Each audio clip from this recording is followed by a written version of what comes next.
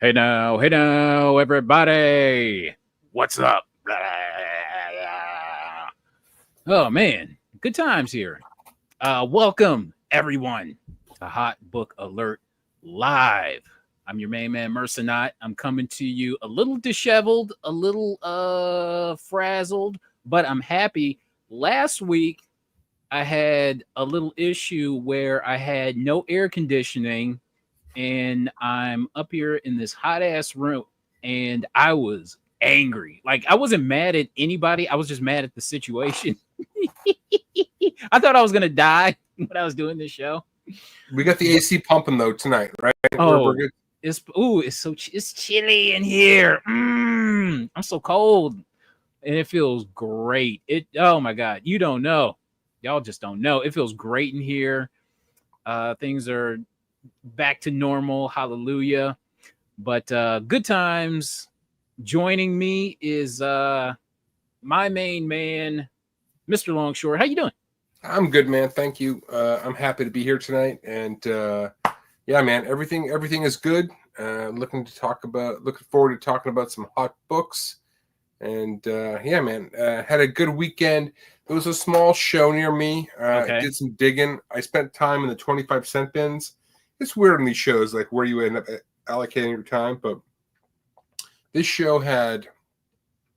guy had a shit ton of action and Superman books for 25 cents and a fuck ton of sorry for swearing if this gets demonetized, a fuck ton of newsies. So I grabbed those for 25 cents. So it was good. All good. I felt pretty good leaving that show. Nice. Bruce, okay. Yeah, I'll definitely DM you. Appreciate it, man. What's up, Bruce? Good to see you, buddy. Hope all's well, man. Okay, so my week, I went to one of my regular stores that I go to. They put out dollar books. They have like a little, like the little small town that they're in. They have like a little street festival, right? And so for that, every year they put out dollar books. It used to be 25-cent books, but now it's dollar books, just as well. But I found some decent stuff. You know what I mean? Nothing major, nothing super spectacular, but this was on a Thursday. So the festival goes Thursday, Friday, and Saturday. Went Thursday and then went back on Saturday. It was okay. It was all right. So between Thursday and you find good stuff on Saturday? Has that all been picked over at that point? They have like boxes that they hadn't put out yet. So it's it's basically new stock pretty much every day. Oh, no shit. Okay. Well. Yeah. Or rather, because I will say there was a lot of stuff that I hadn't seen before. You know what I mean? Yeah. So I'll put it to you like this: whether I do find anything great or not, I will go back. Yeah. You know what I mean? Yeah. Just because I remember the very first year that I went, like the amount of stuff that I found. Like I found an Al 48 for 25 cents. No shit. Stuff like that. Yeah, but this was like 10 years ago. Wow. You know what I mean? I've never found that book. I've looked for that book I've never found that book in the wild. Yeah. Wow. But yeah, I mean, that's how this show was, man. Like I was in the 25-cent bins, and and there are plenty of $10 and $15 books to be had for 25 cents. So if you're willing to put in the work, so I don't know why I just decided to focus my time because I only had a couple hours to be there, like on those books, and I came away feeling pretty good. So, Josh, what's up, buddy? How you doing, man? I saw so he hooked me. So however many shows ago, he said he was going to hook me up with the Mark Spears Monsters free comic book day, and he did. So I appreciate that. Thank you, Josh. What's up, Josh? Much love, bro. Oh man, good times at his store back in the day. Oh, wonderful times. Loved it. Okay, so What else did I want to say? I think that was it. I'm working towards a comic book haul. I think I have enough books for like a dollar book themed haul. You know what I mean? Those are always fun, man. Those are always fun. I think I have enough. So I would say look for that. Sometime this week if I have time. So look for that. Look for that. Look for that. All right, everybody. Let's get into some comic book sales. This is a random ass assortment of books. Okay, so we've got what is this? What is this? More Fun Comics number 10. This looks like a Platinum Age book, but we had a 2.0 restored that sold for $1,500. Yeah, this is okay. So I'm gonna take a look. I want to take a look at this. Okay. This book really doesn't look like much. Okay, so this is 1936. All right. Yeah, man, definitely platinum. Yes. All right, so is that a naked dude or a naked chick? I can't tell. It's a dude. It's a dude. This cover is ridiculous. Okay, so color touch, pieces added, spine split sealed. Christine Farrell complete DC collection. Oh, this is a Christine Farrell. Okay. Who was Christine Farrell again? She had a big pedigree that just sold recently. So okay. It was almost all. I think she had like an entire run of DC up until a certain point. Oh. Okay, so you can see where it was added right around this area right here. So let me ask you, when it comes to restored, if you were to buy a restored book, would you prefer amateur restoration, so just like bullshit color touch, or professional restoration where they're adding shit? I want where you can scrape that shit off. I'm thinking amateur, because amateur is just some dude coloring it in, not knowing. Like, it's no different for me than them signing their name to the cover. Right. The professional stuff, they're trying to pull something on you, or they're trying to make the more, when it comes to restored, the more amateur, the better for me. It feels okay. So the professional restoration feels more nefarious. Yeah, I mean, they're really going above and beyond to make it look better. You know what I mean? Yeah. Whereas the amateur, they were just fucking around more or less. Exactly. It looks like. Did it say staples added? Pieces added? Because you got a staple right here, and then you got another staple right there, which is in a weird spot. Yeah, man. So, I don't know. I mean, this doesn't tickle your fancy, does it? I mean, this doesn't do it for me, man. Like, if it was cheap enough, I'd buy it, but like, yeah, for $1,500, I'm just like, yeah, there's other things you can spend their money on. Naked dude covers are not really where I'm at. But whatever, man. To each their own. Okay, Eerie Comics #1, a CGC 1.8, sold for $3,100. I would have been in the conversation for this. I love this book. For a 1.8, really? I mean,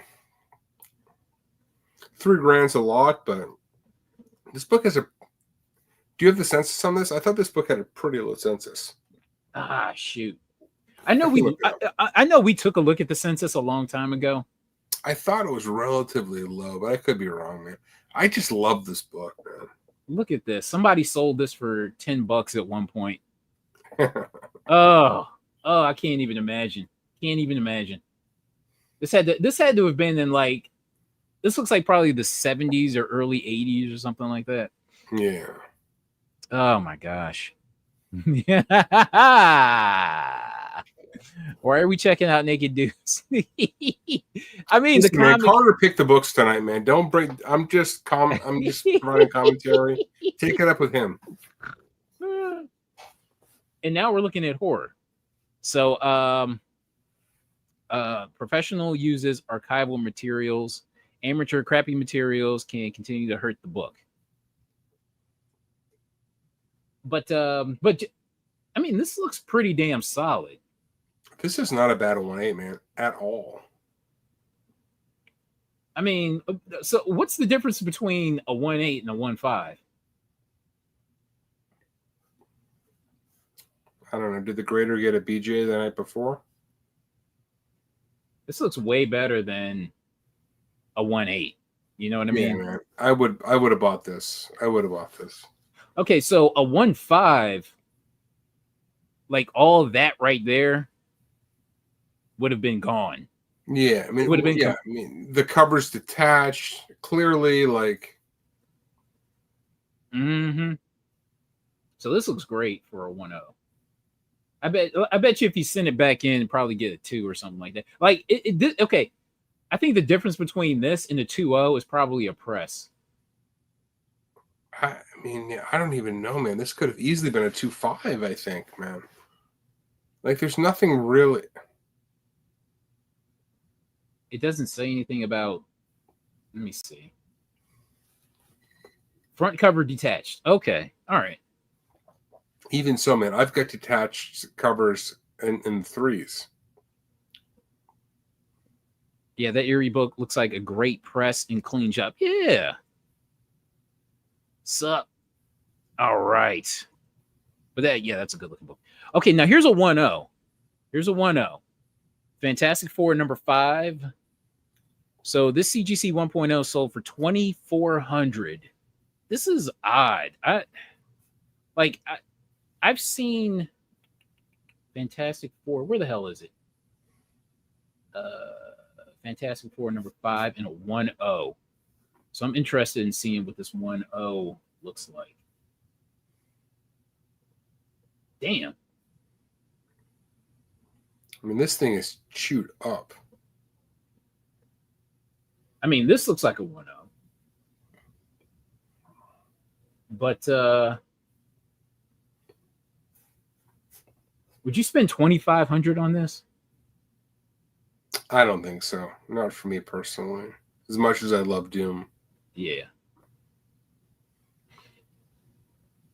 Jeez. It's water damage. I mean, this book is really fucked. I had a copy in this condition probably. I bought this at the same time that I bought my Hulk 181 that came back at an 8.5, right? And I had it in this condition roughly and sold it for like maybe $500 or something like that. But this is a long time ago. You sold it raw, ungraded. Sold it raw, right. And ever since then, I had been wanting another copy, and that's what drove me to buy that 4.5. And then I wound up getting another one in a 4.5. So you've got 2 4.5s of this currently. Yes. I knew you had the one. I thought you had 2 copies of this. I didn't realize they're both the same grade. Okay. Yeah, one is a CGC and one is a CBCS. And it's weird because you can see like on either one, the front looks better. And on the other one, the back looks better. You know what I mean? So you just mix them up, man. You could have a 6.0. I keep saying it's a CBCGS 9.0. Okay. All right. Now this book here, this is a weird one. So Fantastic Four. So this looks like a trade paperback. Fantastic. Did somebody have this fucker listed for $10,000? That's what caught my eye. But then when you do some actual digging, it only sold. It sold for like what, $250? Which is still no joke. I mean, yeah, still a very respectable price. A very far cry from $10,000, but still a respectable price. But it's still interesting that this trade paperback sold for $250 though. You know what I mean? Yeah, man. All right, and next you have a Captain America number 3, so a 0.5, and it's still sold for $8,799. This could very easily be my favorite Cap cover. I love this so much. Really? Okay. I love it. She's in the glass tube, like, which I love. The yellow cover, like, I love this book. I always thought I'd be able to get one, but if a fucking 0.5 is going for $9,000, I forget it. So a full 1.0 could possibly so centerfold missing, effect story, 13 and 15 and 18, 20th page detached, incomplete. Jeez. So if you can find the centerfold of this, you might be working with something. Yeah. Glass tube. I don't know why that trope is so great, but I love it. Like, I really.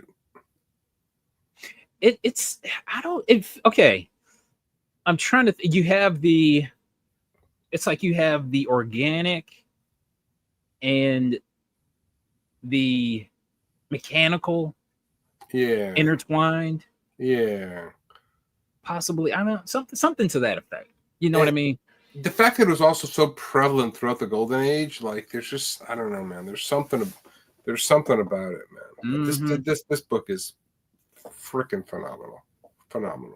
Okay, now is this classic Red Skull? Is this the first Red Skull cover? I'm pretty sure, right? I'm trying to think about what number 2 looks like. I don't think he was on number 2, man. I think this is the first Red Skull cover. Oh my gosh, if that's it. Okay, I can see why this thing went for so much. I have to imagine whoever bought. I mean, this thing looks like a mess. But this thing is kicked to shit, man. But I agree. This is an amazing Captain America cover. It has everything going for it. Is this the first appearance of the round shield too, or is that the second issue? Oof. I don't know if that was on issue 2 or not. I can't remember. Yeah, I cannot remember what number 2 looks like. Yeah, you got Bucky, Red Skull. To me, this is the prototype of Sharon Carter. I'm just gonna assume that's her. saying that, Sharon. I don't give a shit what you say. Retroactive. This is a beautiful cover. I love this book. Like, this is literally my Golden Age grails. This is easily in the top 10. Easily. Probably top 5. Definitely top 5. Stan Lee's first comic work, right? Yeah, but he didn't write the story. I think he wrote something else in this, but it wasn't. Yes. This book has so much going for it. Yes, it does. Beautiful. All right. Ghosts number 1. A CGC 7.0 sold for $1,025. I buy these ghosts. These Maurice Whitman ghosts are all bangers, man. The whole fucking run. Okay. Let's see.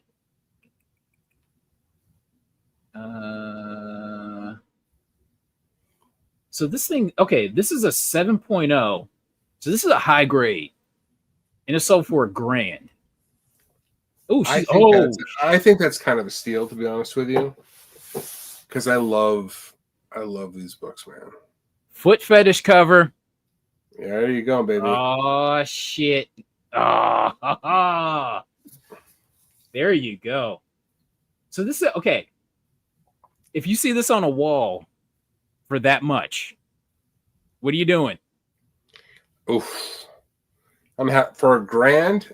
I'm like, will you take 800 cash? You're gonna lowball them like that, dude? I can't stop myself. I can't stop myself to try to get a bidder. Bro, it's a 7.0. It's a 7.0 Golden Age horror. I know. I just can't help myself, man. I can't help it, bro. It's a foot fetish cover. Look at that. Yeah, I love these. Yo. Oh, look at you got the back ad too. Look at that. Got them thighs on the back. This is a clean. Look at this. Look how clean this book is. Really? And you're gonna lowball them like that. Look at this. Look at this back cover. Don't take it personally, man. Don't take it personally. I'm just saying, if this is what you're asking, I think you can do better. Okay. It's like a car. Like, you know what I mean? Like, you can't just take asking price. Off-white to white. Look at that. I love these ghost books, though, man. I really love them all, man. You just ain't gonna slap down $1,000. I'm not saying I wouldn't ultimately end up walking away with it. I'm just saying, can I do better? Okay. Look, this is this is freaking gorgeous. Wow. And this is a 7.0. That is amazing. And it sold for $1,000, like $1,025. I love the colors in that book too, man. Mm-hmm. I wonder why it doesn't say foot fetish cover on the label. It should. All right. Another random 9.8 selling in the thousands. So you got Superman 241 9.8 Thomas Drew collection. Okay. But sold for $1,655. Wow. Okay. That's amazing. Holy shit. I mean, okay, so when I was at the convention last week, there were those guys looking for high grade books. Didn't matter what it was. So high grade, I don't give a shit if it matters to anybody or not. Just give me. Yeah. There's something for everybody. All right. Next up, Looney Tunes and Merry Melodies comics #2 from 1941. So this raw copy sold for $4,000.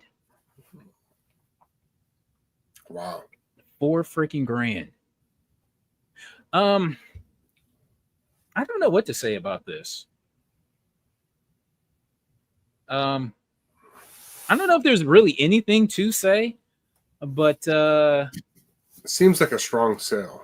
Yeah, very strong. It was just so strong I couldn't not put this on. You know what I mean? Yeah. But I don't know. It's weird. Yeah. But yeah, okay. Bob Scully, Two-Fisted Hick Detective, sold for, so this is a 1933 book, and this sold for almost $5,000. Damn. A little short of $5,000. Freaking Bob Scully, man. You ever heard of this? Never. But it looks cool, man. Like, I would buy this out of someone's bullshit box for $50, but I'm not dropping $5,000 on it. You know what I mean? I don't even know what this sold by Blizzard. It's pretty freaking cool though. It looks exactly like Hillbilly Dick Tracy. I mean, Dick Tracy from the Sticks. Yeah. Stick Tracy. Stick Tracy, yeah. Okay. I mean,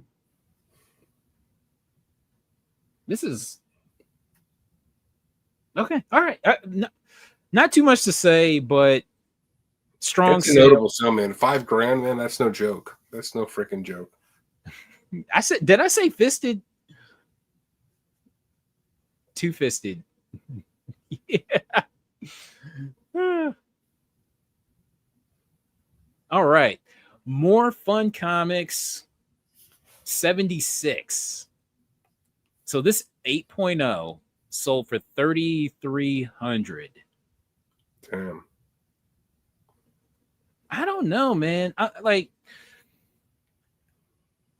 give me the Ghost. I mean, isn't the big More Fun the first appearance of the Spectre or something like that? Isn't that like the big one from More Fun? I think so. I could have swore it was I thought More Fun was like the first appearance of Aquaman. Not necessarily. Oh, yeah. No, he's from there too. Yeah. You're right. It's Spectre, Aquaman. There may be one other in there somewhere. Yeah. I know, knowing my luck, this is the type of book I would have sold for like a couple of bucks just to get it out of the house. That Bob Scully, just to Oh yeah, two-fisted hick detective.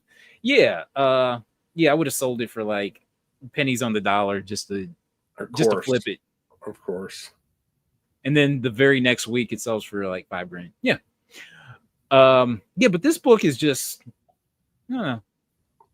Like I was looking at that green face in the background, thinking it would be something kind of interesting, but it wasn't. It's not. It to me, it's not. This book really isn't anything to me. I Yeah, don't. man. I'm not there for this book at this price. Yeah, it's. I mean, it's a strong sale, so it's worth talking about, but nothing. I don't know. Nothing really to like marvel over. All right. Next up is Astounding Wolfman number 18 and number 16. These books are going strong. Look at that. I'm a little sus on these because Mm, these are so hard to find. And the number of these that have dripped out over the last couple of months yeah. seems too fucking high. Okay. I mean, I don't know if somebody's sitting on a box of these or something, but it'd be interesting to know if it's the same dude selling them. Was it the same seller? It was the same seller on both these two. Right. Like, was he selling the other ones that dripped out? That'd be interesting. Ugh. Um, I can't remember, I but love these books. Like, we've talked about them on Long Story Short. Like, these are fucking awesome books to have, mhm. but they've been hitting the market over the last couple of months at a frequency rate that's too high for me to be comfortable dropping this kind of money. Yep. The first, that's the Cho, right? The first one. Yes. Okay, yeah. Frank Cho, yep. Seller only has 97%. Uh-oh.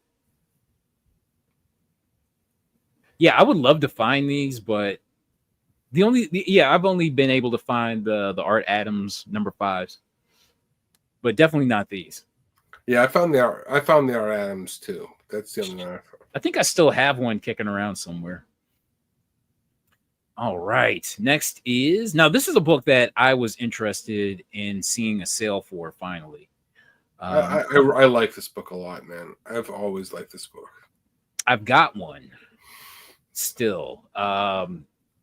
Exiles number 3, the Puzzle Quest variant. So this raw copy sold for $100. I'm not sure if so it seems that either this was like one of those buy it nows for 100, or maybe the seller had a starting bid of 100 and nobody was really interested until the last minute, and then somebody just snapped it up for that 100. That's what I'm thinking. Yeah, the one bids are more often than not accepted offers and stuff. So Okay. But yeah, I love this book, man. I really do. I've had chances to buy it for less than $100, and I just was too cheap. So I found one of these a few months ago for like $40. I was all over it. I mean, the hype is gone for this book for the yeah, but most it's part. still a great book, though, man. Yeah. A great cover. And I wonder, like, if this came back. Okay, so it's a black cover, and this was during that time period when Marvel had that crappy paper. Yeah, yeah. So I'm wondering what a 9.8 of this could sell for it. What the market is, you know what I mean? 500, I would say, for this thing. 9.8, 600. Well, I want to take a look really quick. I can pull it up.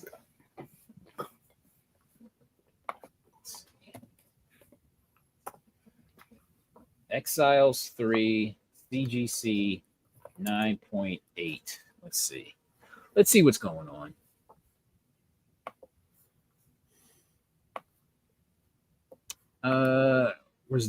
Is the variant anywhere to be found here? All right, I got some sales here. You want to hear them? Sure. All right. So most recent, $450, January of this year. High, a grant 1.1K in August of 2021. Yeah, 2021, the anomaly year. Yeah. Now, recent low, someone sniped one in January of 2024 for 275.50. Okay. So I would say it's a $500 book. Okay. All right. It might be worth getting that thing graded. If you got a shot, man, I would go for it. Yeah. All right. Next up is I could have swore we talked about this book I think a while ago. I think we have. So this is Darkstalkers Morrigan #1 Dark Bride variant limited edition. So this sold for $175 after 16 bids. Don't sleep on Reek, man. He's got a following. Big time. Reek. Did we ever look up Reek? REI. We've looked at a lot of his stuff, man. He's got some bangers, but he's done a ton of stuff for Udon. Yeah, this art. Yeah, I think we have looked at this. I don't know if it was on this or a long story. We've talked about this book before. There was some on one of the shows somewhere. Mm-hmm. Look at that magic, man. That's fucking fire.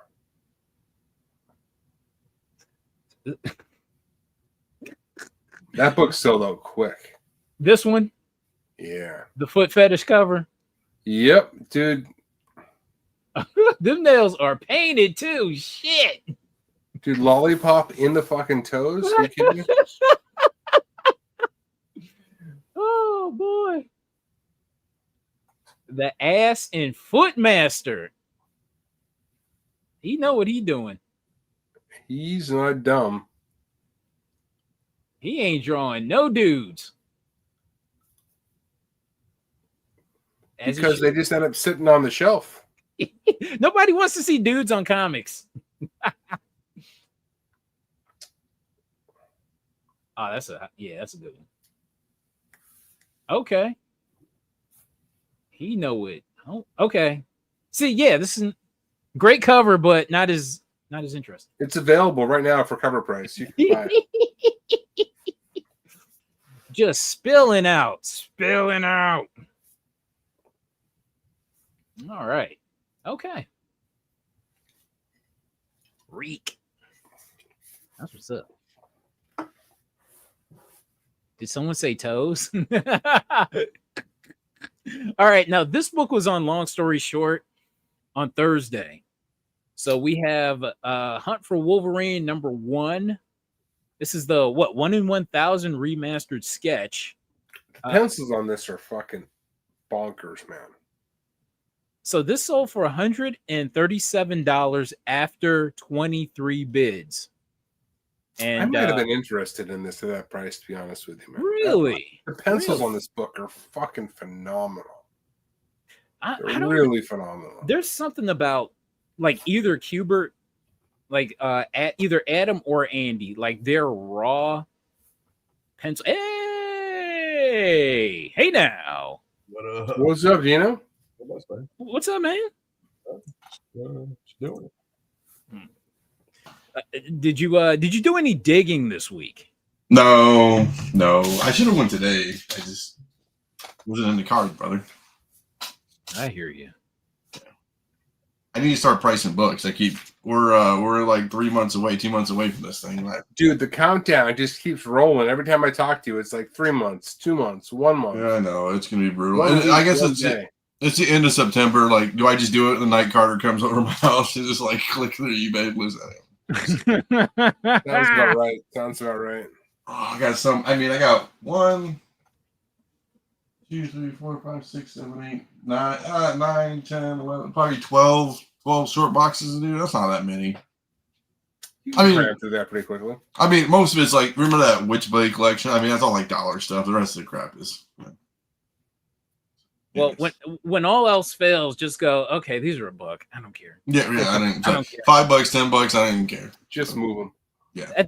At some point, it's going to be like either $1 or $2 for $1. Yeah, some of my boxes start the box at 10. Yeah. 3 hours later, it's down to 5. Yeah. Right? 3 hours later, it's down to 1. Right. Yeah, I mean, some of that stuff I can do with. Some of the stuff's like I'm not gonna, there's like $500, $1,000 books in there, $300 books in there. I'm like, yeah, I'm like, it was wait for $1, but yeah, it's okay. It's okay. I'm not nervous.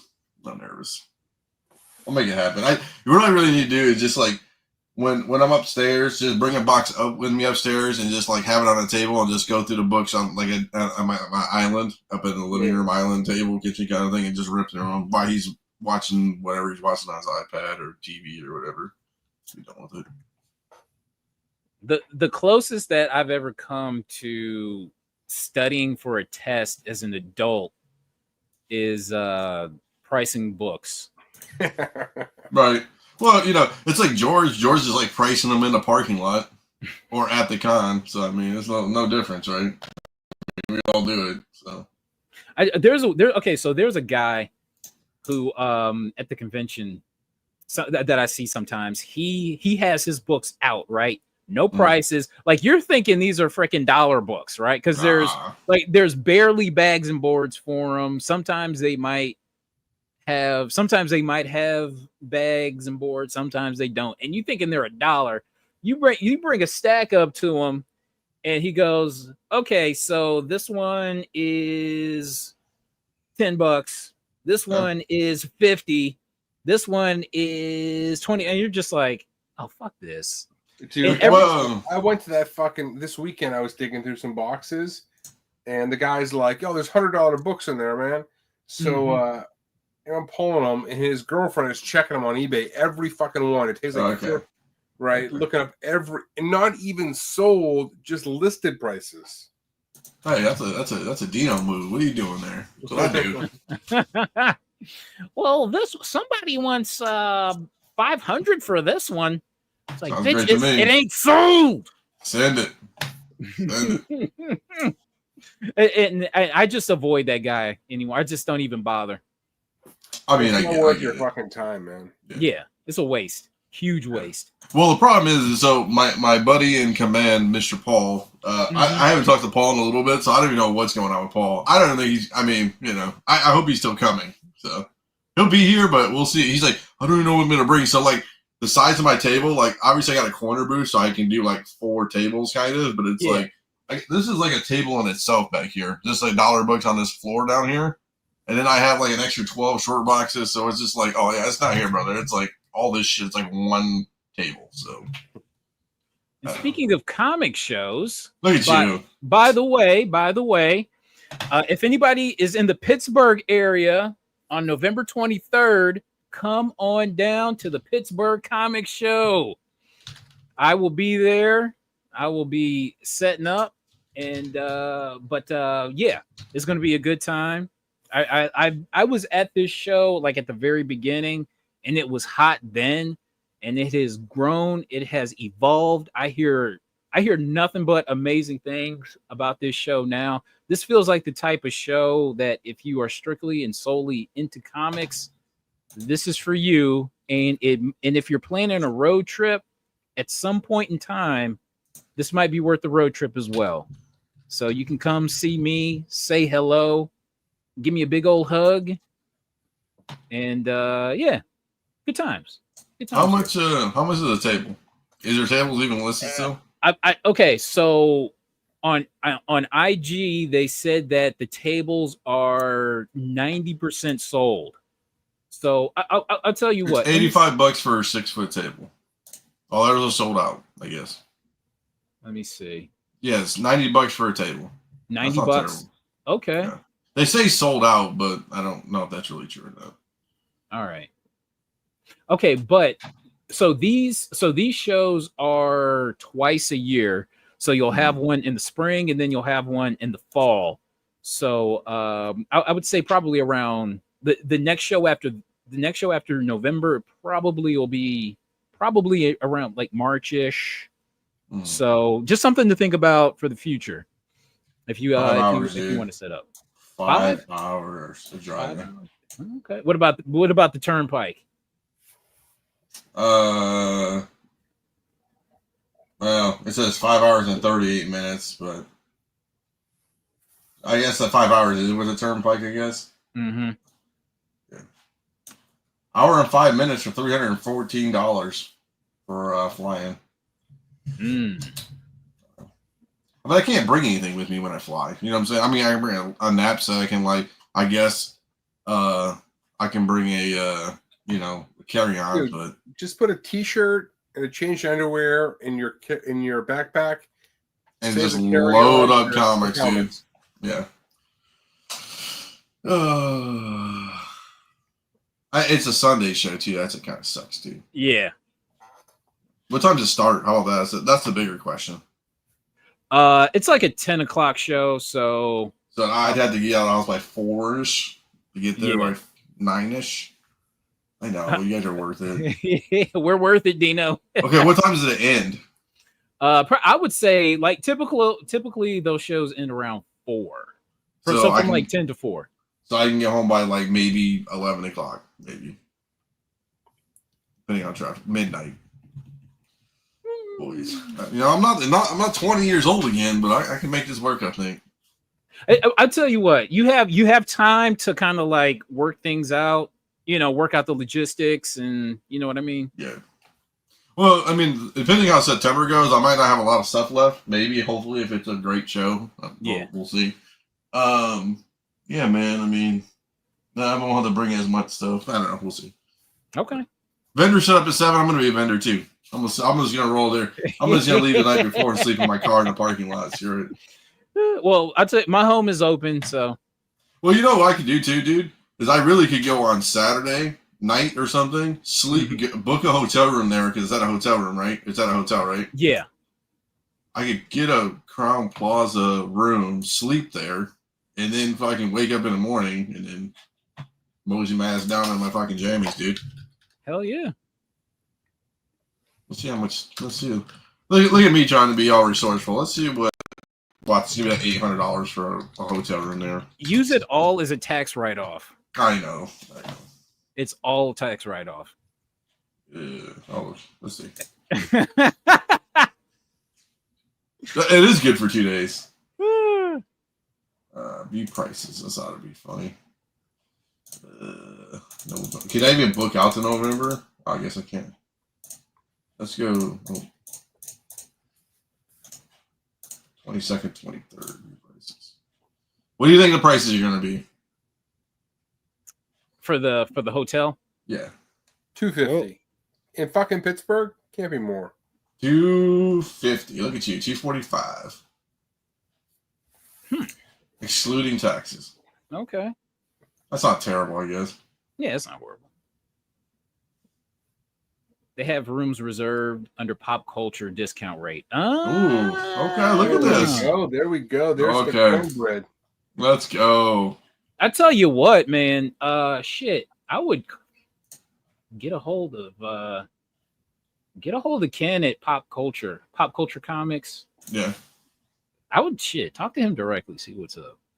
Oh, it's only $132. Okay, with the discount. Okay. Shit, $132 now? Okay.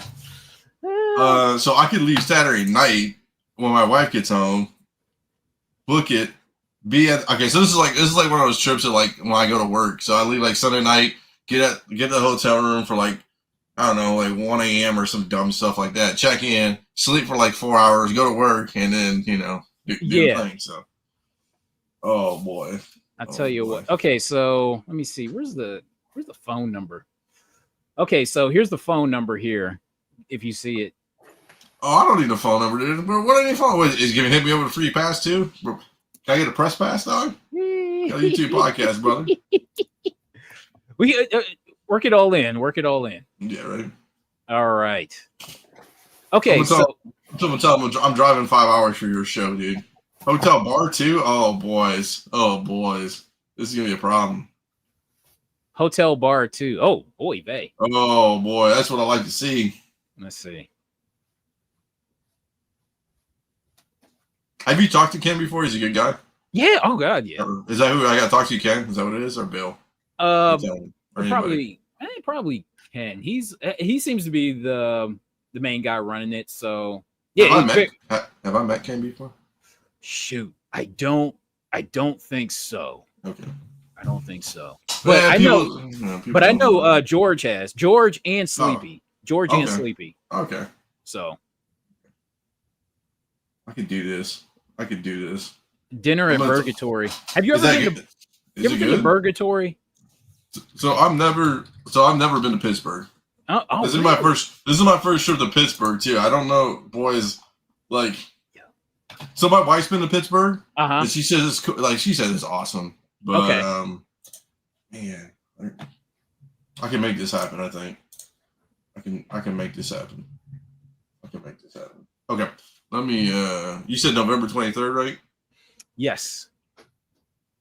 You got time. Yeah, listen, you got time to work out the logistics. Yeah, I gotta write this shit down. November 23rd. I want to make this happen, dude. Okay. I mean, $130 is not.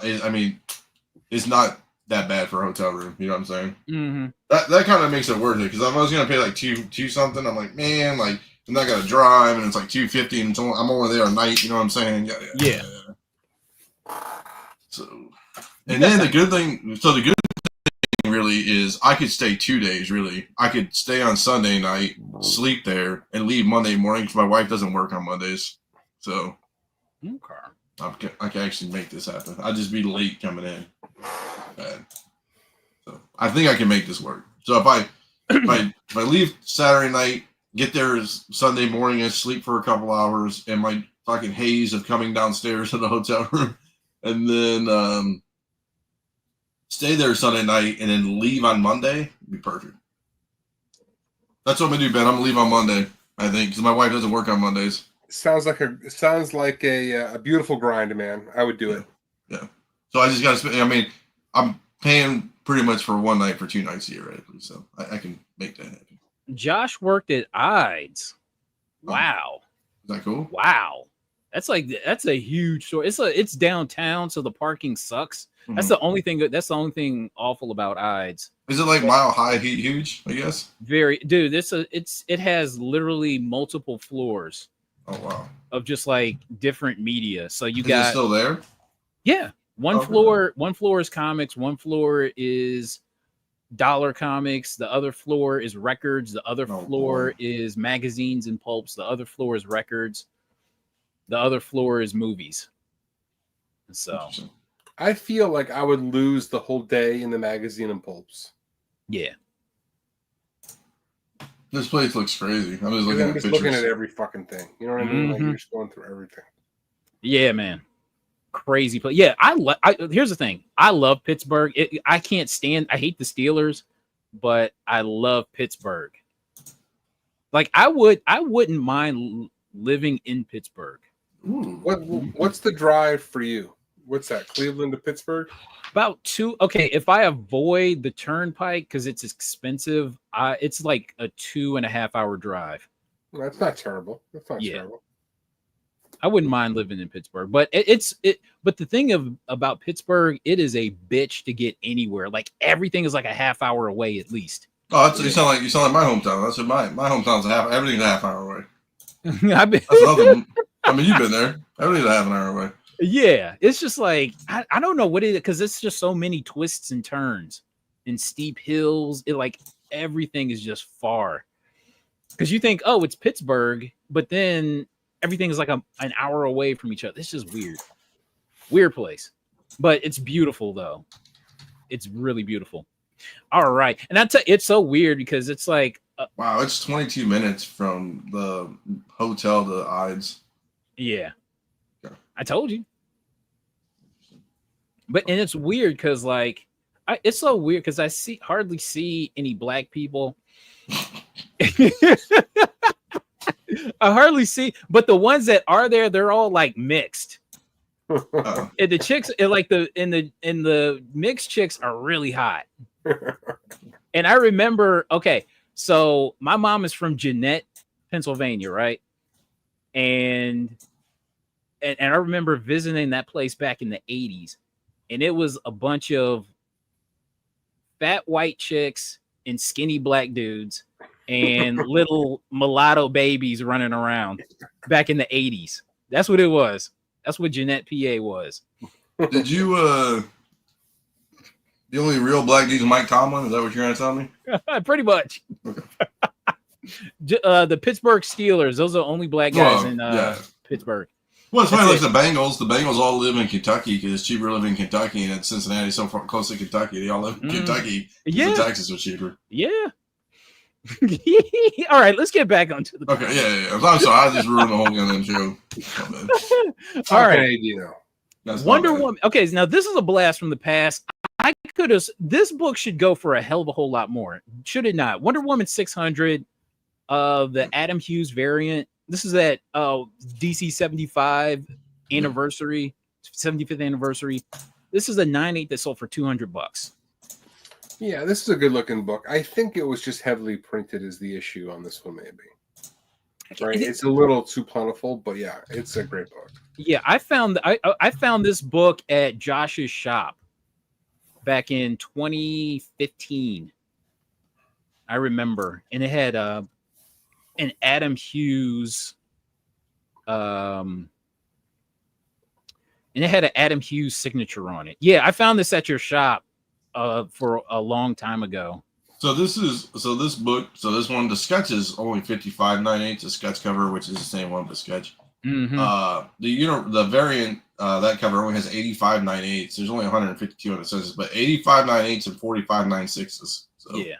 Wow. I mean, not that many, I guess. I mean, you would figure it's a lot more, but that 85, it's total. Does that include signature series? well, it's 100, so 15 signature series. Okay.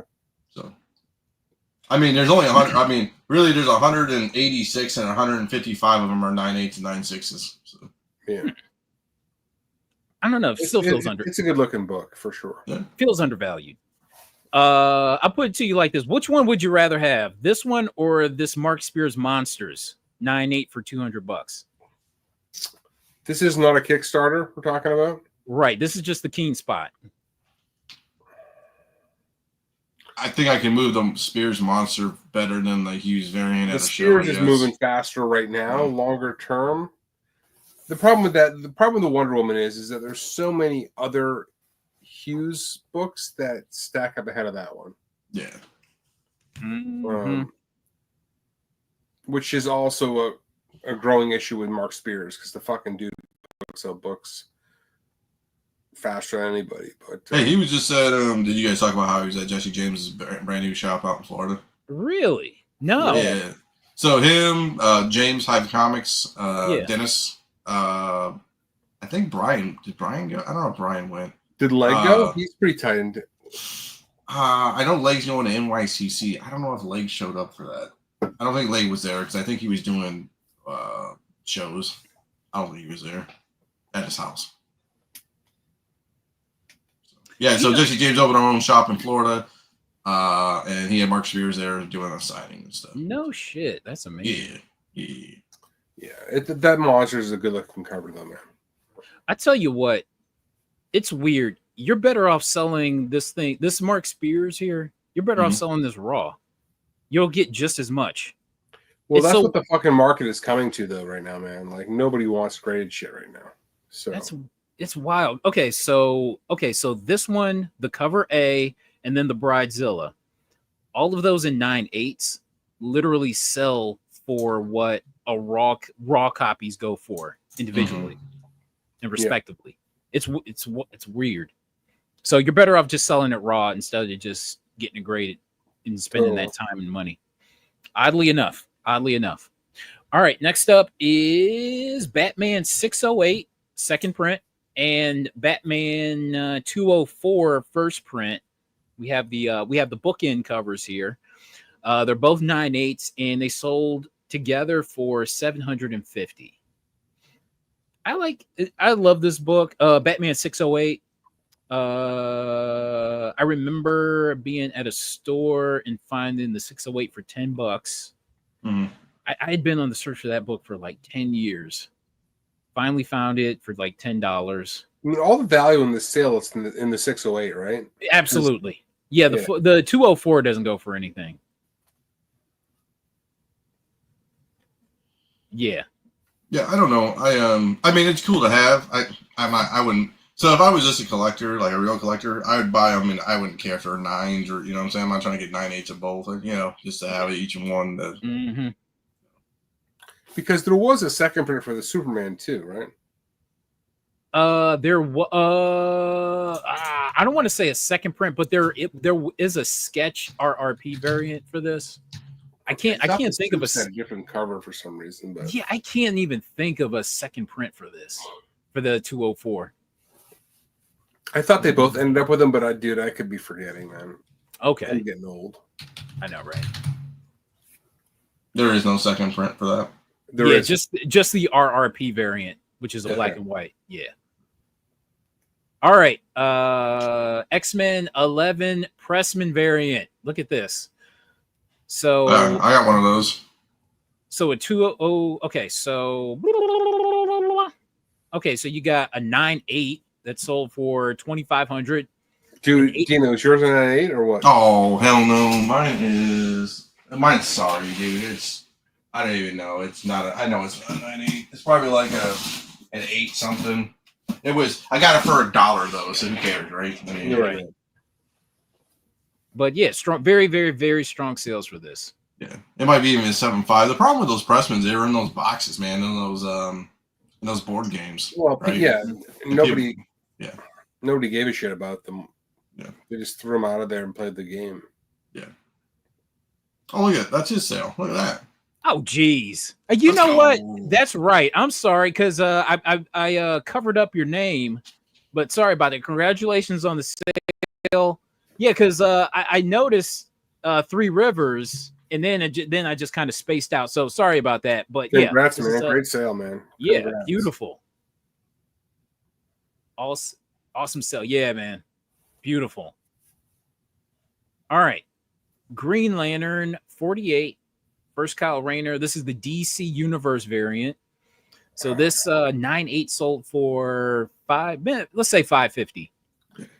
I saw that price and I'm like, what the fuck? There's no way this book sold, but I missed the DCU variant. So I noticed like is this something to do with just because it's Kyle Rayner?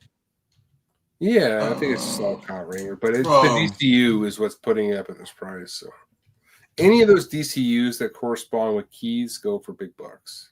Mm-hmm. Let me see how rare that actually is. Hold on a second. So your Green Lantern, what, 48? Yeah. It's not that rare.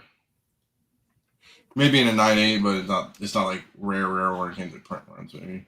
But we're talking about the DCU variant. Yeah. So back in the day, who did this? I think Topher did this on comicbookinvest.com. He made a huge article. I think Steve Horn was part of it. Wasn't Stein part of it?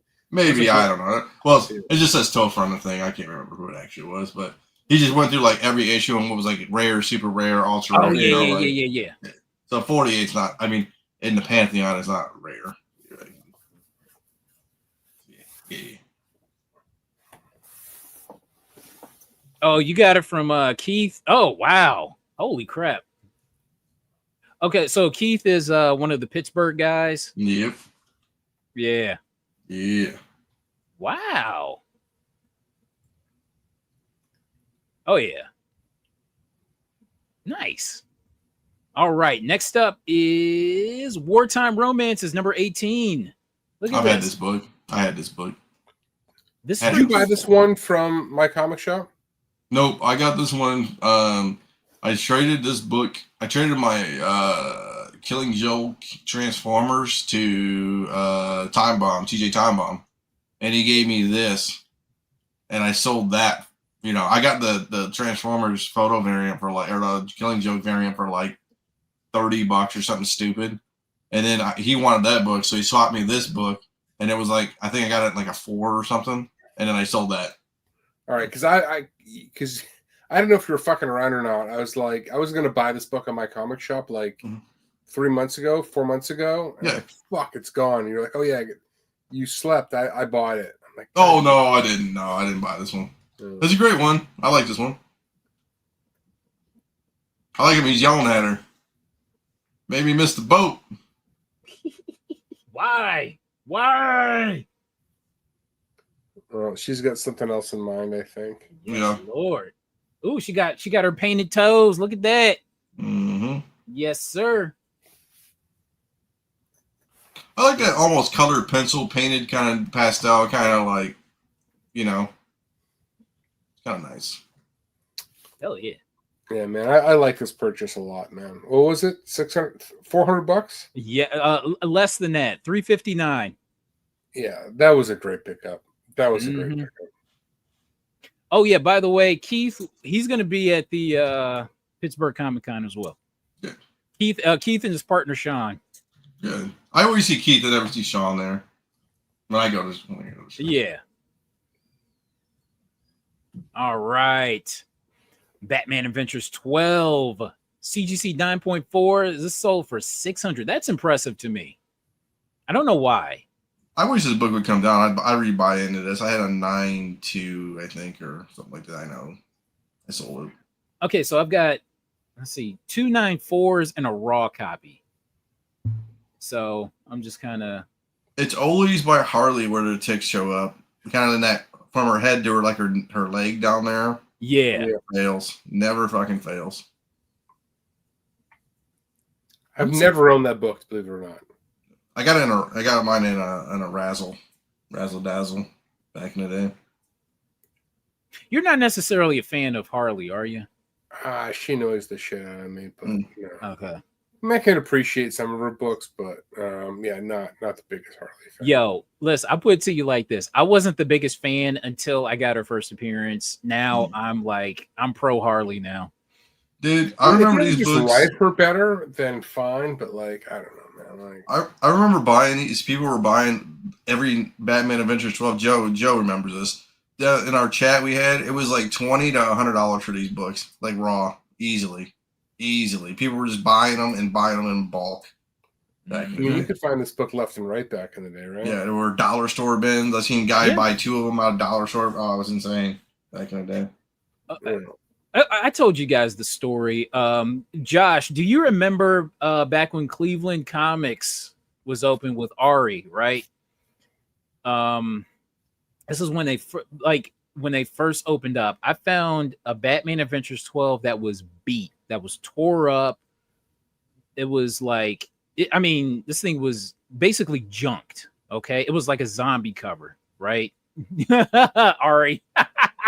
Every time I would go to his store, he was always on the phone with Diamond arguing, about damaged comics. I could never forget. Okay, so there was a beat Batman Adventures 12 for like 12 cents.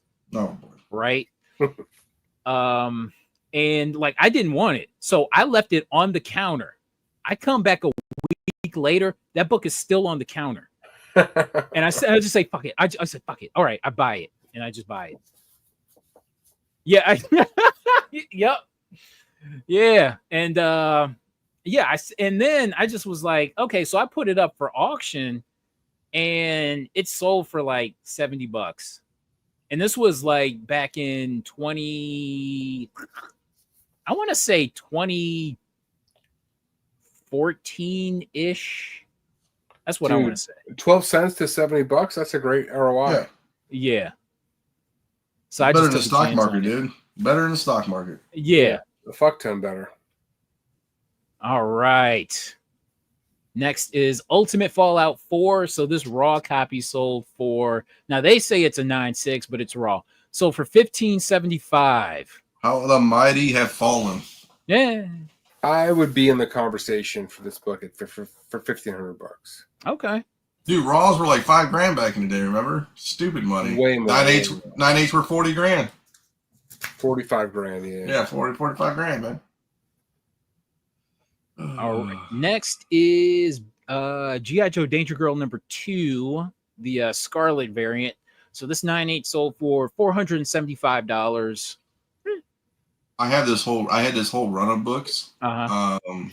All the Campbell G.I. Joes. I still have some of them in my boxes. Some girl was like a huge Campbell fan. She's picking out all the ones she didn't have back when I was at Indy, like during like 2018, 2017 back in the day. Okay. I like this book. That's a great book. I love this book. This was the book this and the Baroness book This is the book that led to me getting banned from Bill's books years later, because it was me and Mike. We were at his store, and I found those two books for like, I don't know, maybe $10 a piece, right? And I pick them out and I just leave them. I kind of just leave them like maybe 10 feet away from me. And Bill, because he's the only guy who feels he can make money off of comics, right? He sees those two books and he looks them up and he has a complete meltdown. He's like, oh, I can't believe it. And he just read me the riot act pretty much. You know what I mean? I should, man. Like, go through your fucking inventory then, man. Like, you're here all fucking day. Put the work in. Like, fuck you. Like, I don't fucking get it, man. Okay, so ever since then, and it was like ever since then, he always kind of like gave me the side eye, right? Ever since then, and then one day, I think I tried to buy like 2 copies of a book from his store. And the guy working there said, "Oh, you can only limit you to 1." And I guess he must have told Bill. And then, like the very next time I go into the store, he's like, "I'm trying to run a business here. I'm trying to make money, and you know what I mean. I got a family feed or some shit like that." And so he's like, "You're not invited to the store anymore." And I'm just like, "Okay." And did you say I'm trying to buy your fucking books, buddy? Like, I mean, like I'm yeah, actually here to give you some money. Yeah, this is the guy that I made the video. He's not going to go through his own stuff and look for them. Like what? Like I'm not going to do all the work and bring you all the books so you can just sit there and reprice them like right at the counter, dude, or be like, "Oh, this is a mistake." Like, that's when you just go back into the thing and just spread them all around. Like, dude, there you go, dude. Yeah, it's so weird because like he walks around, like I see him at conventions, and he like walks around like he's like too cool for the room, right?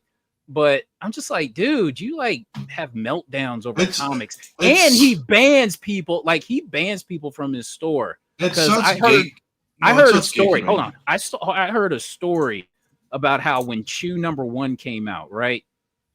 There was a guy that bought a comic. He bought it for cover price, right? And then he told the guy. So Bill tells the guy to return the book or he's banned from the store. And of course he doesn't return the book. So he bans him. And so Bill, for whatever, and I think he got banned from a convention, and like he kind of like has a martyr complex over that. But I'm just like, you ban people from places. You know what I mean? Dude, if you're dropping this fucking motherfucker doesn't run a business. Jesus Christ, man. He deserves whatever he gets. Like, whatever, man. I just want to be able to. I just want to say, dude, it's at the end of the day, it's the gatekeeping bullshit I hate. At the end of the day, there you go, Ben. I'm gonna spend some money today. I know that dude too. He's a good guy. Little Mexico baker for you. Hey, well, you're on his good side, and not for long. You'll do something. And I knew it was coming. I knew it was coming for a long time. And I'll go ask Greg at All American Comics. He's got stories. He's got a lot of stories. All right, next up, Incredible Hulk #1. This sold for $11,000 and a 1.5. Oh shit, that seems low. Really, 11 grand for a 1.5? I don't know. Hulk #1, dude. They're so fucking rare. You never see them, man. I mean, I think it's a good deal. I mean, I wouldn't say deal. I mean, if you're looking for one, at least it presents pretty nicely for a 1.5. It's not like missing a big part of the cover or something. Yeah, that looks good.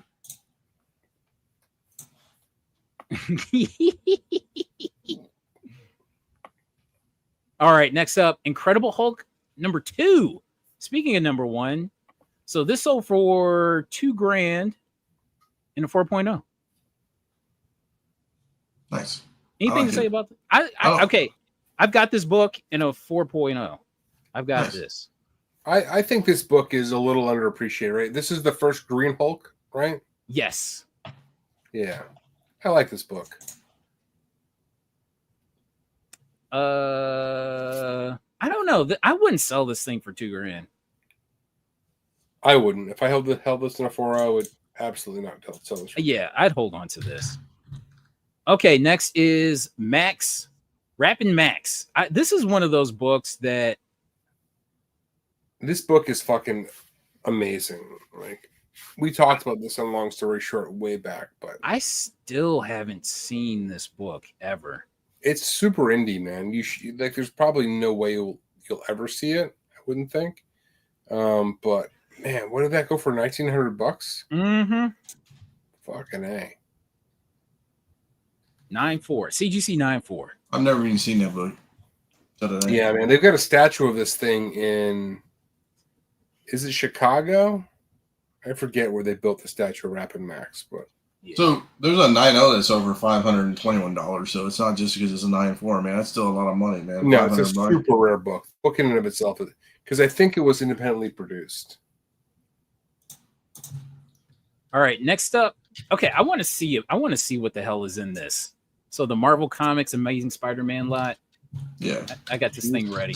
While you're doing that, I'm like, how many things on the sense is that Rappin' Max robot? It's gotta be less than 15, I would say. Yeah, let's look at that while you're doing that.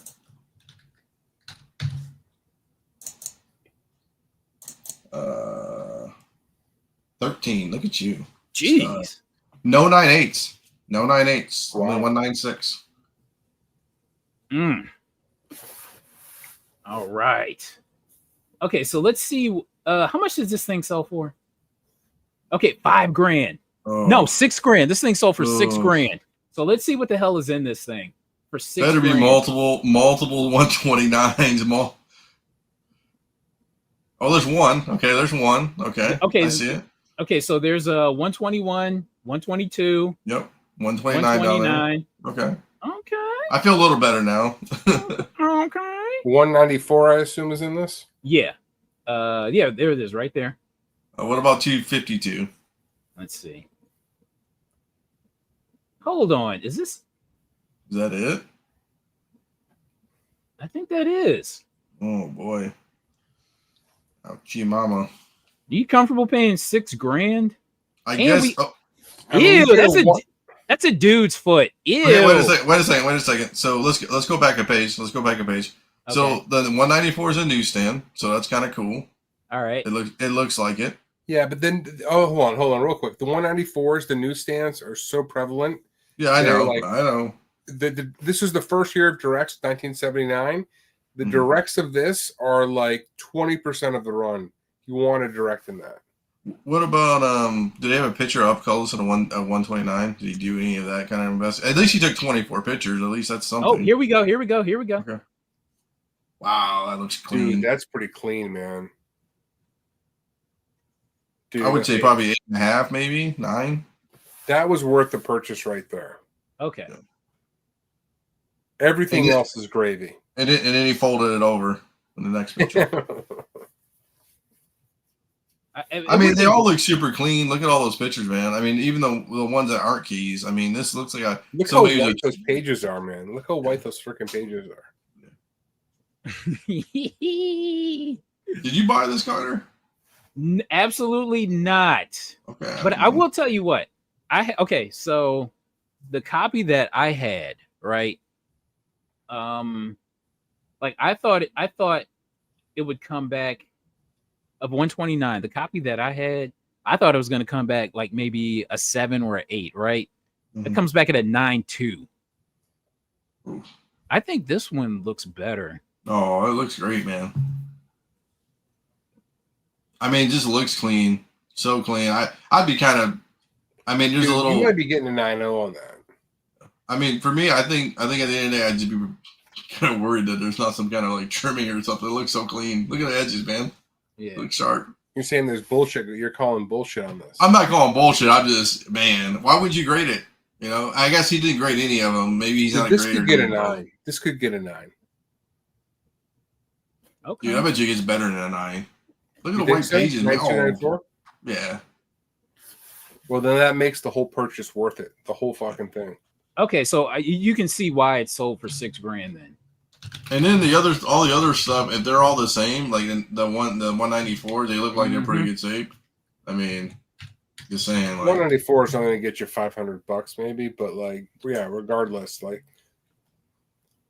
shoot. Okay, so you've got, I mean, and not even to mention the 121 and 122. So a 9.4. Let's see the next 9.4 sale. So a 9.0 sold for $3,000. How about that? okay. I'm trying to find a 9.4 sale. A 9.2 sold for that's less than $3,000. I don't know. He might have broke even, I guess. 9.4 for $3,600. dude, he more than broke even because, I mean, this is the Spidey shit. This stuff doesn't hang around. If you're trying to sell it, people pay for it. So I think he did all right. Okay. I'll be worried about him shipping all the amount of those books, I guess. Oh, jeez. Hold on. Let me see this guy's.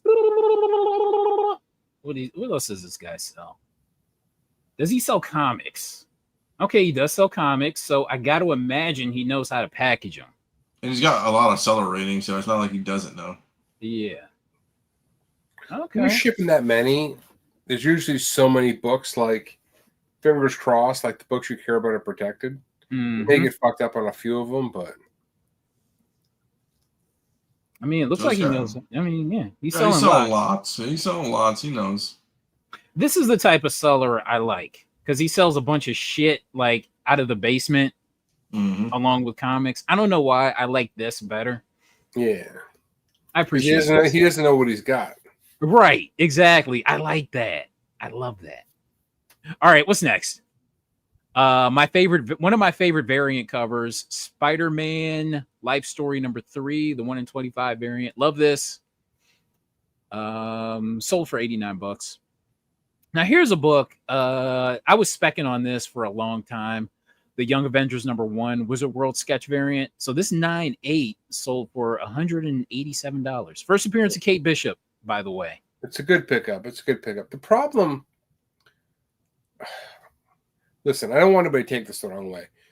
So please, like, don't come at me. But the problem with the Young Avengers is like you're going to come up with a team, because I don't think they're going to do it the way they did in the comics, where a team where it's basically all either women or gay. I just don't think like it'll hit. You know what I mean? Then I'm not knocking anybody. Like, go live your life, make yourself happy, but like that's really what they're dealing with right now. And I don't think it's going to work at a big scale. I know exactly what you're talking about, and I completely agree. Like they got to mix it up a little bit more. That's all I'm saying. Yes. All right. Next is, and this book was going for this. What was this book going for at its height?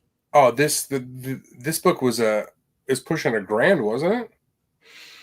Ooh, No, I'm telling you, man, because I think the original, the OG was pushing 509.8.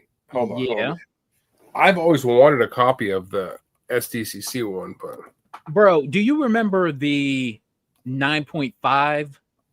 The 9.5, yes. The red label was going for like $5,000. Yeah, it was That's insane. Such an awesome novelty, man, having that one, man. Mm-hmm. All right, hold on one second. I'll tell you right now.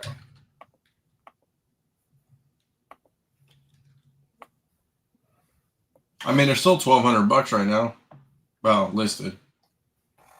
All right, so a 9.8 of this thing sold at its peak.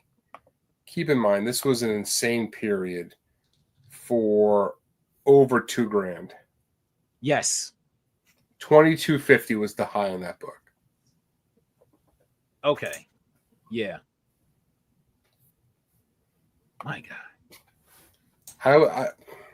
I've got a bunch of the OGs, but I've never had, and I like the director's cut as well because that was short printed. I like that one too, but like I never had the San Diego Comic-Con. I think I still have my 9.6 of this. I think. And I could have swore I sold okay, so I submitted 2. One came back in 9.6, the other came back in 9.2. I cracked that one out, and I think I sold it for as much as this 9.8 sold for back in the day. Yeah, that's a steal. Whoever grabbed that was a good pickup. I would have bought that for under $200. Mm-hmm. Also, okay, now we have this Wolverine 310 Ed McGuinness. This thing is going strong. Yeah. This thing is going hella strong. So this sold for, we talked about this, I think, last week. I think it sold for like $180 or something like that. And this one is going for close to $250. This book is going very strong. Congratulations. Yeah. This is also the same book, the Stephen Platt variant, right? Mm-hmm. Yeah. Yep. Yeah, we talk. Yeah, man. This is is a great book. Dude, the Platt, man, is still like $3,500, man. It's insane. Mm-hmm. And they have the foil. I guess you can do the foil if you want to go that crazy and get it for like $160, like a foil sign and everything. But yeah, they're even a sketch. So Big Leg had both of these in like a sketch and the color, and they were both, I think, 9.8s. They were insane, stupidly insane.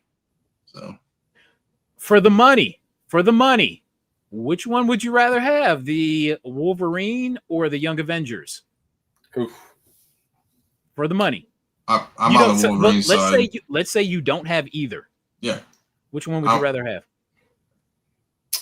Probably the Wolvie, but I've always wanted that. I've always wanted that San Diego Young Avengers. I think I guess I take it back. I would take the Young Avengers because I think I can move that quicker than a Wolverine 310 Ed McGuinness that I don't know how many people in the room actually know what it is. You know what I'm saying? I don't know, man. That book's building a beat, though. You know what I mean? Yeah. This book, you're selling it to a flipper, though, right? I mean, maybe it's not Young Avengers too, but I mean, I don't know. There's something about this Wolverine. It just looks expensive. It's very like this is a very well rendered Ed McGuinness cover. Mm-hmm. All right. Ooh, we're in the pulp hour. Well, here we go. I'm excited. I love to talk about pulps. Okay. Spicy Detective, November 1941. So this boy sold for $168. Damn, Spicy man. Detective. I would have been all over that for $168, man.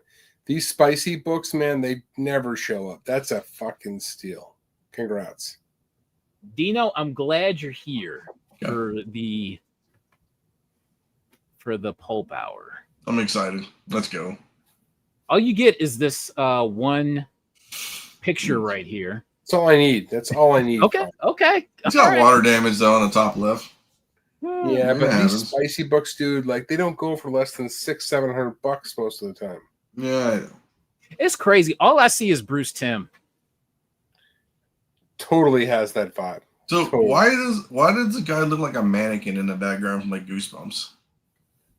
He looks like the guy from Boardwalk Empire with the half face. That's what this reminds me of on some level. He looks like I think he still looks like the dummy from Goosebumps. Slappy the dummy. Dude, for less than 200, I would have been all over this. All over it. All right. Now this book here, this is culturally significant because so this is Magic Carpet, January 1934. So from all accounts, this is the first appearance. So this is a Robert E. Howard story, right? Mm-hmm. This is the first appearance of Red Sonja. No shit. Yes. Let's take a look if we can. All right. Yeah, because I remember trying to find the first appearance, try to find what the first appearance of Red Sonja is. And if you notice, all the pulps that I'm showing are from the same seller. Okay. Shadow of the Vulture featuring first Red Sonja, later adapted in Marvel Comics. No shit. Yes. So this is it right here. I'd never seen this before. That's pretty cool. Mm-hmm. So is this a long story short? worthy book. We should throw it on, man. We should throw it on the show. That's a cool book. This okay. So what did this thing sell for again? Like what? It sold for $2,800. Not bad, man. I love this. Damn it! Look at this beautiful. This is so beautiful, man. First appearance of Red Sonja. So first Robert E. Howard book is Weird Tales from like 1925 of July. Mm-hmm. Yeah, he's a in his short life, prolific writer. Big time. Big time. Look at that. First Red Sonja, but it's spelled SonyA instead of a J. Oh boy, that doesn't count. There's going to be controversy. All right, next is Magic. Oh, what is that? What is this? Saucy Movie Tales, March 1936. Look at this. Can you imagine the bullshit going on in Hollywood back in the 30s? Bro, Oh boy. I couldn't. I don't think I could, honestly. Dude, it must have been completely fucking debauchery off the hook. There's no way, man. Like, I mean, look. I mean, they're just putting it on the cover of this magazine. If you like, are you familiar with the Fatty Arbuckle story? I don't know if I am. Okay, so I think he was a popular actor in the late 20s, early 30s, right? And he had like a Hollywood party where a woman, I believe, overdosed and died. Okay. And they tried to pin it on him, and it basically ruined his career. And that is what led to the Hays Code No for shit. movies. Yes. So, like when you talked about like the Hollywood parties and stuff like that, that's what I immediately think of as Fatty Arbuckle. I just can't imagine like the shit that was going on, man. It was like if you thought the 80s were crazy, just think about 30s, the 20s, and the 30s. That must have been completely like illegal across the board. Yes. He was the biggest comedian, even bigger than Charlie. Yes. Fatty Arbuckle. Yep. Hollywood contract system was used for more than making movies. Did he? But look at this. Oh, beautiful. Look at that. I want this covered. Oh, man. Oh, you guys, here, I'll send you this one. You want to see one that's cool from Saucy Movie Tales? I've gone through this entire run, dude. There's so many bangers in this fucking. There you go, Carter. You show them that one. Show them that one. And it's from our same seller, too. Oh, really? Yeah, man. Yeah, man. Yeah. Oh, shoot. Forget. Oh, damn it. Damn it. Look at that. Oh, here's a good one, too. Look at this one. What's this? This dude's got some bangers, man. Here's another good one. This is Horror Stories. Look at that. Foot fetish. Got the shoe off. Oh, stop it. Stop it. Check out the other one I sent you. That one's wild, too. It's restored, but who cares? Let's see. Who cares? I mean, he wants like what, $4,000 for this 4 or 5? Yeah. If I can find this, stop. Oh, $500, man. I don't even know what's wrong with it. Man, $4,500 for that. $500, man. Dude, pulps, man. Pulps are a legit drug. I really believe that. Dennis always says that. Dennis used to tell me, he's like, man, don't go on a pulse, man. They're just different cats, man, and I get it why. pulps will break your heart. Dude, no fucking doubt. No doubt. Oh, God. Stop it. Yeah, it is foot night. It really is. All right. But yeah, these were probably to me were probably the most notable of the pulp sales. All right, let's get into West Coast Avengers number 7. So 9/8 across the board. So you got one that sold for $431. You have another one that sold for $505, and another one that sold for $515. I think this that week. 515 is the all-time high for this book. Listen, I've said this before, but I would, for me, this book's a hold. I've got a couple of them, but Jeff is not spec. Like, it's genuine, like, love for the character. What's going on with Jeff right now? So I'm holding this. Keep in mind, this book was super low ordered, like 15,000 copies or something, which by Marvel standards is nothing. Nice. Yes, Josh, please send. Yes, please send me pics. They're them pulps, bro. Okay, so so my question for you, Ben. I told you I had a question for you. Let's hear it. Okay, so you're big on the long term for Jeff the Land Shark. I do. I've told you stories. Like, I was at a shop like months ago, and I was just digging, and this girl fucking bombs up the aisle saying, honey, it's Jeff. She had a Jeff the Land Shark book, like, just fucking out of her mind. So I don't think Jeff has anything to do with speculation. I think the love for this character is purely organic, which is why I would be holding this book for a while, I think. Okay. Would you be willing to spend $500 on a 9.8?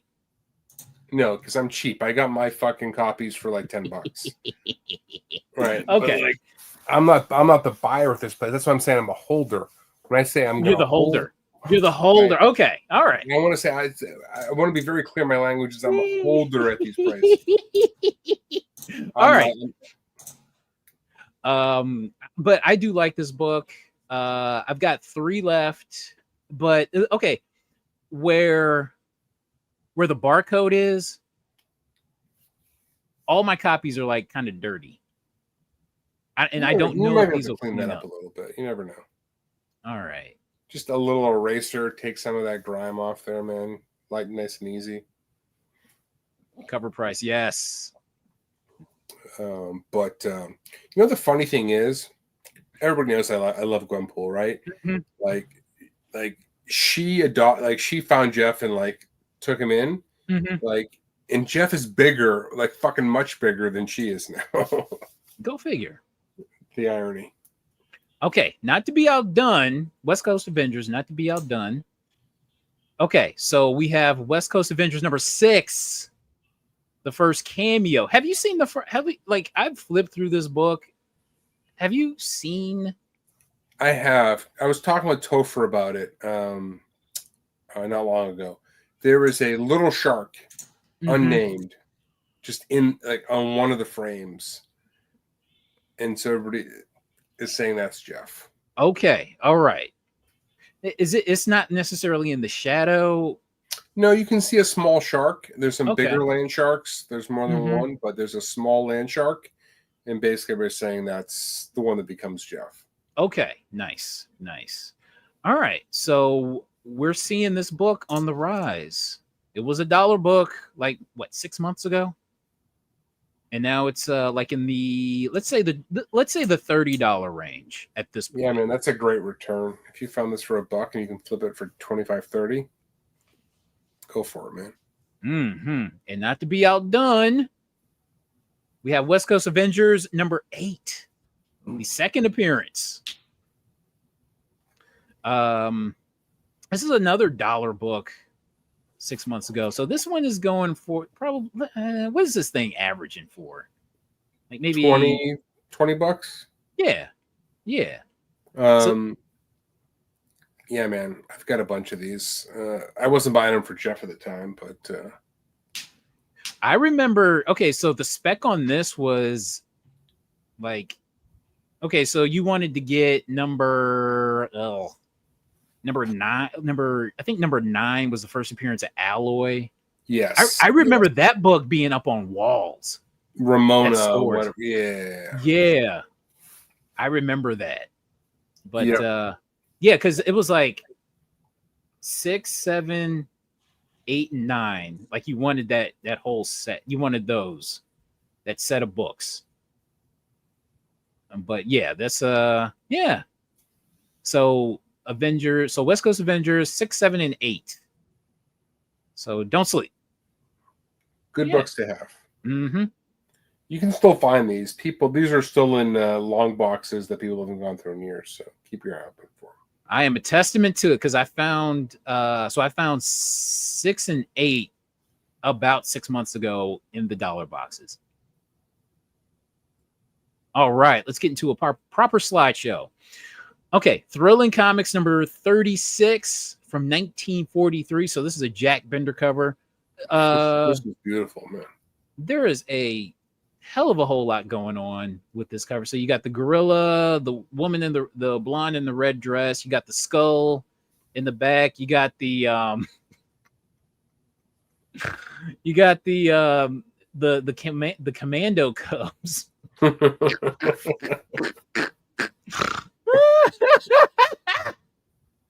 Oh man. What the fuck? There's so much. There's so much.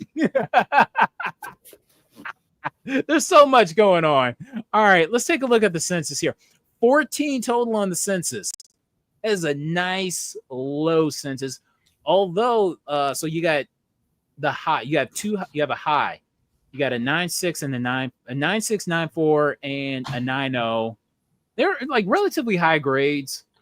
Super high grades for 1943. Those had to have been file copies. There's no fucking other way. That's what I'm thinking too. That's what I'm thinking. It's probably like a mile high or something. Yeah. I spec'd on alloy instead. Oh yeah. Yeah, I think I was buying like because honestly, West Coast Avengers number 9, that's a really good looking cover. I remember. Yeah, it's a painted cover, I think. Yeah, you know what? Hold on, let me see. WESTCOASTAVENGERS number 9. Yeah, it's a really good looking cover. Yeah, I remember. If you guys, let's see. Pretty sure it's the painted one in like the amusement park or something like that. It's this one. Oh no, that wasn't what I was thinking. But yeah, it's a good looking cover. Yeah, because I remember. Yeah, because this book was up on like back walls. Yeah, this book was hot for a minute. Yeah. Number 10. Somebody asked about number 10. This one. That's the final issue in the series. Yeah, this is the painted one that I was thinking about. That's a really good looking cover. Yeah. That's a really good. This series was a pretty fun read, actually. To be honest with you, it was Kelly Thompson who wrote it. I like that series. I didn't really catch on, but it wasn't bad at all. Yeah, at all. It's kind of got the Goonies vibe. Yeah, exactly.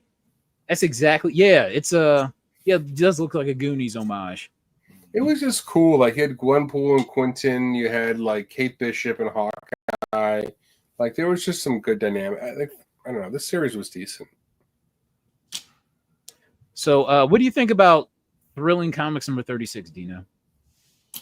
I mean, I like it. It's all action in it. I mean, I don't like the Commando Cubs at the bottom. I wish they were kind of gone. But I mean, besides that, I mean, it was kind of dope. Can we zoom in on the Commando Cubs real quick, man? Can I? Yeah, actually, yeah. Okay, so this 6.5 sold for $1,060. Which is cheap, man. I keep sending these to Ben, man, like 6 and 7 for like nothing, dude. In comparison to everything. Hey, dude, there's only so many grands I can drop on comics. Like it's not like I can. Hey, just tell the wife it's Dino's fault, man. I fucking send it. I've already used that. She's like, who the fuck is Dino? So we got the Commando Cubs. All right, so boy. I will say, I don't know if the guy, it might be twins, the guys on the top and the bottom left, but they kind of look Asian, but they don't look really Asian, so I don't know. Who's the dude in the glasses? Just like Poindexter, just the white. He's the medic, dude. He's a medic. But this is a very clean copy for $1,000. Hey man, first appearance of Harambe, dude. I want to see this. R.I.P. Like my man, look at the skeleton dude. He's got a snake, man. He ain't messing around. We got the white skull here. Like that's like pre-Skeletor, man. You got Popeye. Look at that. This is very clean, man. Yeah. For $1,000? For $1,000, dude. Like man of Cubs would go for more. Would you? I know. Okay, Ben. You see this on a convention wall? You're buying it for $1,000. Don't tell me you're not. He'll try to haggle. Well, I mean, haggle. He'll insult the seller by offering him like. I'll get dragged out of the con. Great cover, great price. All right, Uncle Sam Quarterly, number 6. So I'm a big Uncle Sam Quarterly kind of dude. Roughly, Uncle Sam, like National Comic and Uncle Sam Comics, but they just don't sell for that much. You know what I'm saying? Like, I don't know. He's got knives tied to his face.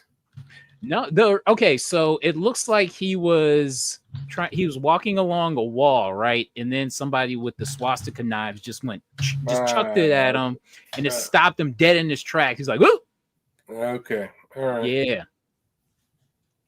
But I don't know. I just thought it was kind of an interesting cover. It was like it's not striking from a distance, but when you get close up on it, it's like, oh, okay. That goatee is no joke. Yeah, it's pretty it's like it's floaty. It looks like I don't know, it looks like the hair around an animal penis. That's what it looks like. But 12 total on the census. Nice low census. Highest being the 9.0. Okay. So look at this. A restored copy sold for $1,600, which I thought was impressive. I mean, there's a 0.5 right now, probably on my comic shop for like $450. So I mean, I'll tell you this number 7. I might buy this number 7 too. It's a Hitler cover, number 7. Yeah. I'll show you. We can divert on that once you're done with this. I'll show you this one too. Small amount of color touch on cover and interior reinforced, and it's still sold for however much it sold.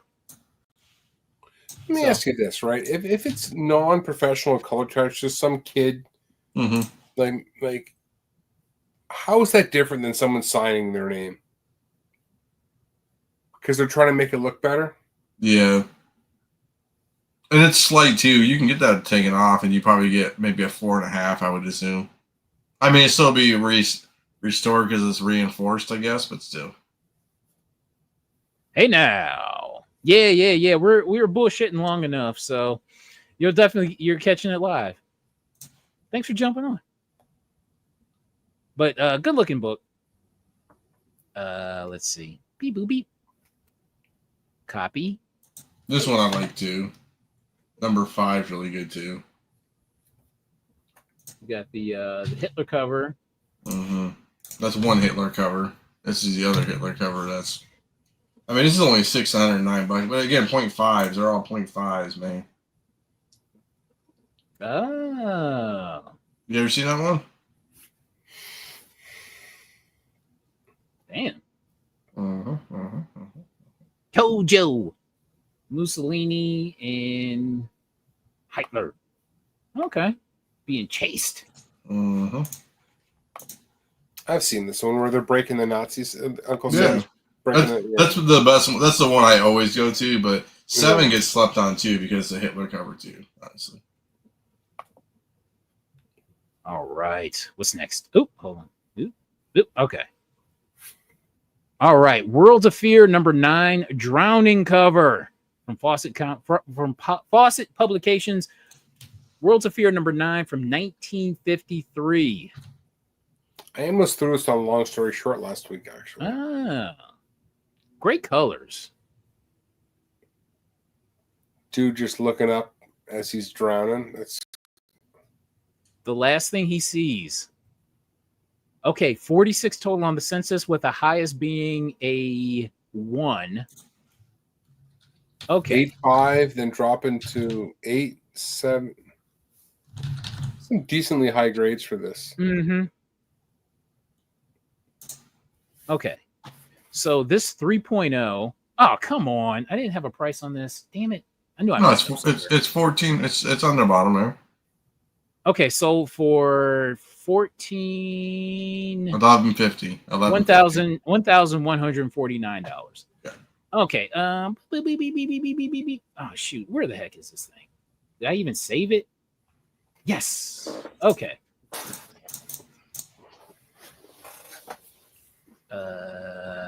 3.0. Damn, this thing is It's rough. Let's beat. does this Somebody took a sander to do it. yeah, but it's still sold for what it's sold for. Yeah. Seems like a generous grade, man. What's the back? Let's see. Hmm. Bag looks decent. Hey, LC, thank you. I appreciate it. All right, LC. Great thank content is always, gents. Salute. Thank you. Peace. All right, so I don't know why I've never noticed this cover before. I've seen this one before, man. This is pretty drowning, they say, is the worst way to go. So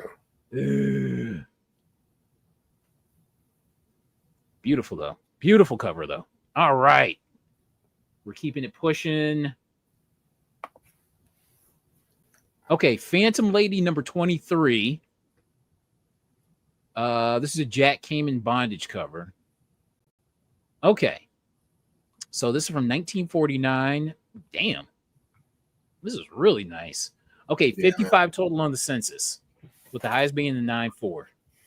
I don't have a Phantom Lady. I want a Baker, obviously, but this one is awesome. I love Kamen. Love Kamen. But Bro, I freaking love this cover. This is a damn. Okay. So this raw copy sold for 30, a married cover sold for $34.50. damn, that's a good sale. Still, like, even with When they say married cover, that Mhm. means the front and the back are detached and they're not from the same piece. exactly. Okay. That's amazing. And it's still sold for $34.50. Listen, man, and the slab will look beautiful. Ultimate. Okay, so what's the grade? I mean, what's the label if it's a married cover? Is it still blue? That's a good question. I think they do, but did they note it? I got to imagine. Yeah, they do. Let's see.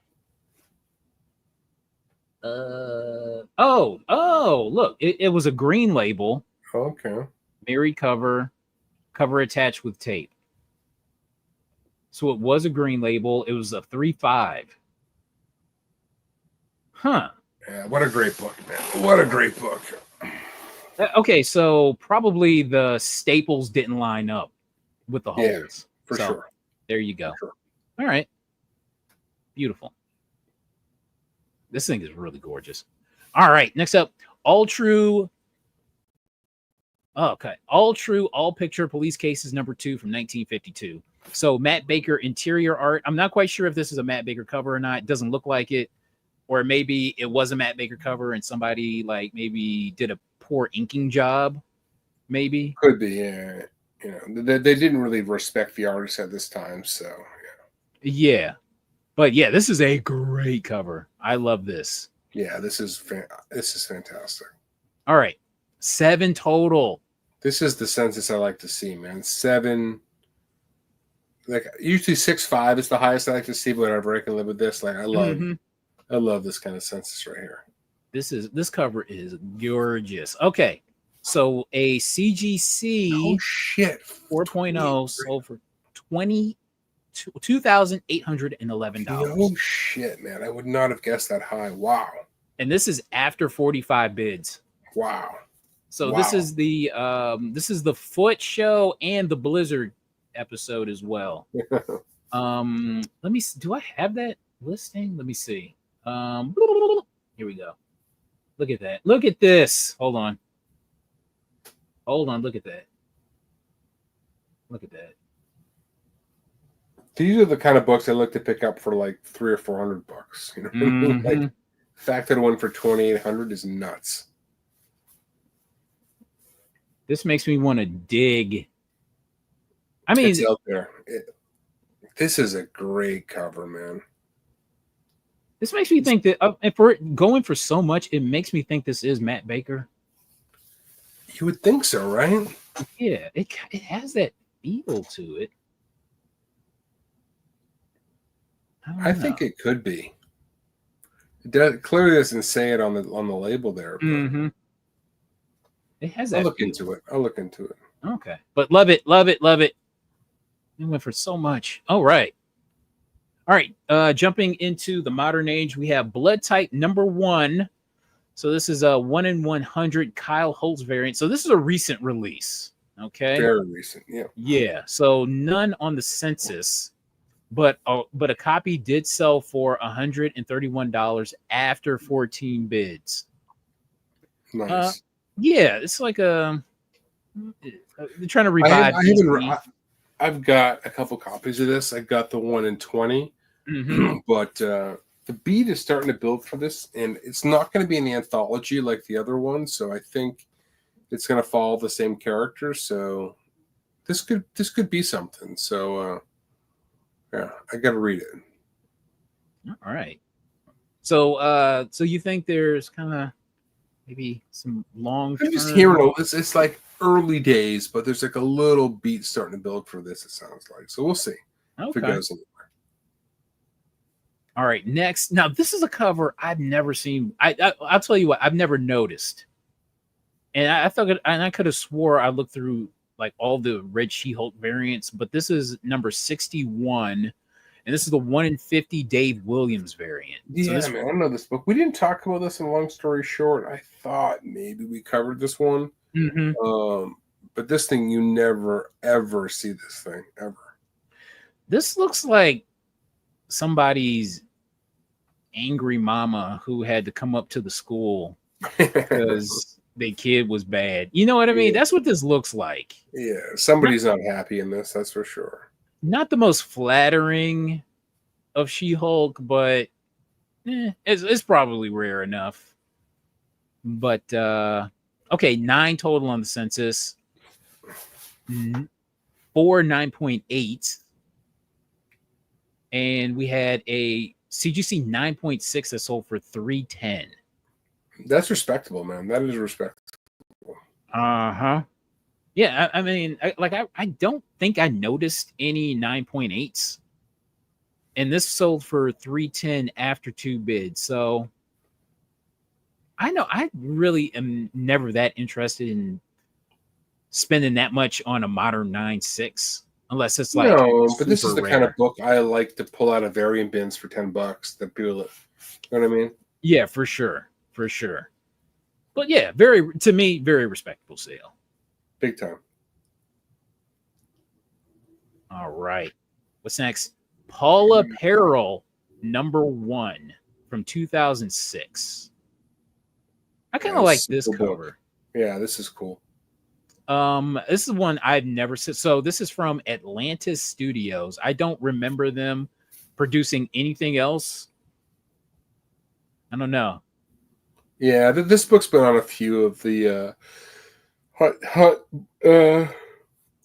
sales. I would say this week. So people have seen this one.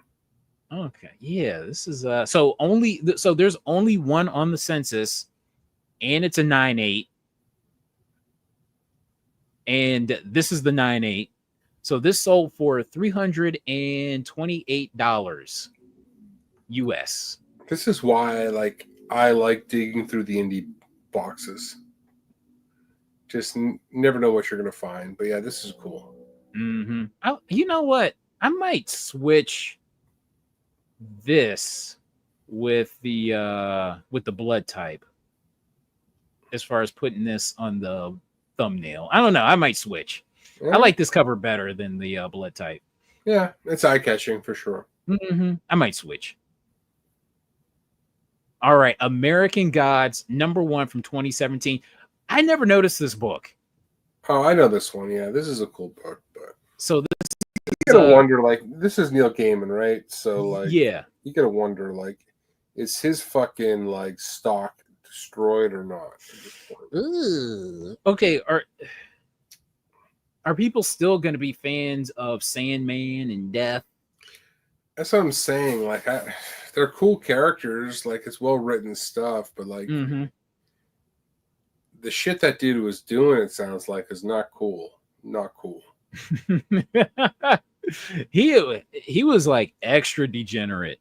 Well, I mean, you have to sign NDAs for your girlfriends, like, given the shit that you were doing in your relationship. That's pretty serious shit. So Yeah. But so this is the SDCC exclusive variant. I mean, the Scotty Young element will carry this book, right? Yeah, for sure. I'm not quite sure who this character is, but all right, 45 total on the census. 6 9.8, 18 signature series 9.8s. Now that's interesting. I wonder who signed it. I wonder who signed those. Scotty. For this version, I would say it gotta be. Okay. I wonder if did Neil Gaiman do signatures? Yeah, he used to do shows and stuff. Okay. All right. But I wonder what the Neil Gaiman signature is worth anymore. It's plummeting for whatever, man. Okay. All right. So we had multiple copies sold this month. Okay. So June 29th, which is today. So we had a copy that sold for $75. June 27th, $115. June 18th, $110. June 17th, $122. So respectable prices. For sure. Yeah, to me, unassuming. I don't know why. It just feels kind of unassuming. Yeah, But, I mean, it's not Young's best work, but I get it. And we have Dungeons and Dragons Shadows of the Vampire #1. So this is a retail exclusive variant. So this is from IDW. You ever notice this book? No, I don't know this one, though. Pretty much like all the books in this modern section of the slideshow, I've never noticed before. And yeah, I've never seen this, though. Now this is the type of book I would love to find. So this is from 2016. Okay, so 4 total. Hold on, I'm sorry. 12 total on the census. 4 9.8s, 2 signature series 9.8s, 3 9.6s, 2 9.4s, and 1 9.2. Nice. Yeah.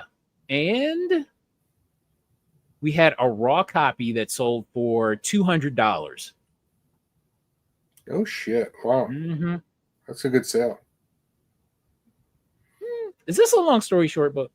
Worthy book? We should talk about it, man. We should. I mean, this is the kind of book you could overlook just going quickly through bins and shit, you know? Uh-huh. I will say, anytime you see RE or RI when it comes to IDW, When I see the RI on IDW, I grab it like quickly. Yeah, it stops. The RE for definitely. No. That those stop me dead in my tracks.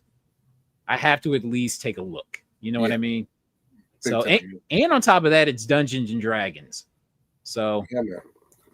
always I've worth. never seen this, but I will be looking for it now. Mm-hmm. All right, and that's it, everybody.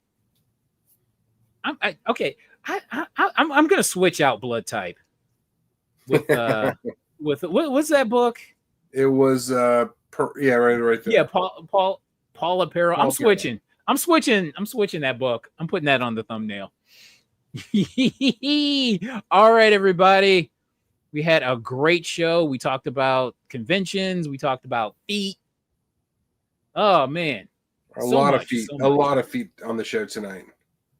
Okay, so are we gonna have long story short on Thursday? We are. We're gonna have a long story short on Thursday. I gotta get to work though because I was pulling books for a 125.2, which we'll do maybe this week. I'll hit you with those slides, but I gotta get to work for the current episode. But we will be doing a show on Thursday. We can do 125.2 at any time. All right. I'm in zero rush. All right. We'll figure a time that works for both of us. I could probably do it this week at some point, as long as we've got all the slides done. But we'll figure that one out. All right, everybody. Thank you so much for watching. And LC, thank you for the super chat. Much appreciated. All right, everybody. You can be anywhere in the world, but you're here with us. And I think the feed emojis. That's what's up. All right, everybody. We will see you next time on an all new Hot Book Alert Live. All right, everybody. Good night.